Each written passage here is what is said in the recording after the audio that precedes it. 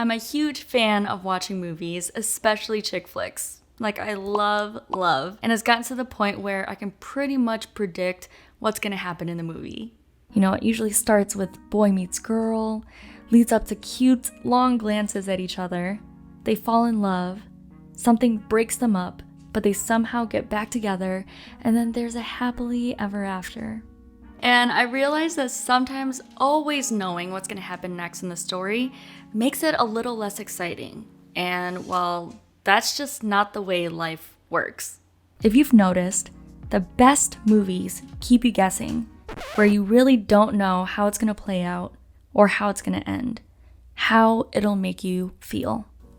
This made me think of the unknowns of life and the way our emotions teach us what we need to know. We know that emotions come and go. They're attached to the relationships and the experiences we have. They come and go too. Most of the time, they don't stay for too long. Before we know it, we're on to the next thing that gives us the rush of adrenaline that we need to keep life interesting. When we take a step back, we can see that all things in the universe are neutral. The specific moments in time don't hold meaning until we assign meaning to them with our own thoughts and feelings. I look back on my life and I think of moments and little things that have made me happy. You know, things like drinking a nice cup of coffee first thing in the morning, watching that beautiful sunset right before it gets super dark, seeing Times Square in New York City for the first time. I also remember the times that weren't so great, that made me sad and broke my heart beyond belief. Things like the ending of long-term relationships, not getting that job I thought was meant for me at the time, losing my dad. We don't just experience all happy moments, not all sad moments. We get a never-ending reel of all emotions mixed together. Now, that's the reality of life, the ongoing cycle of good and bad times, whether we really want it or not. The sad times teach us just as much as the happy times, if not more. We can't necessarily control our emotions, but we can choose what we take away from them. We don't get to predict what's going to happen in life. And the more we try to, the more anxiety and overthinking cripples us. We also can't change what's already happened. That's already in the past. And the more we try to, the more helpless we feel, and then depression cripples us. Either way, it just doesn't go the way we want. It's out of our control, literally.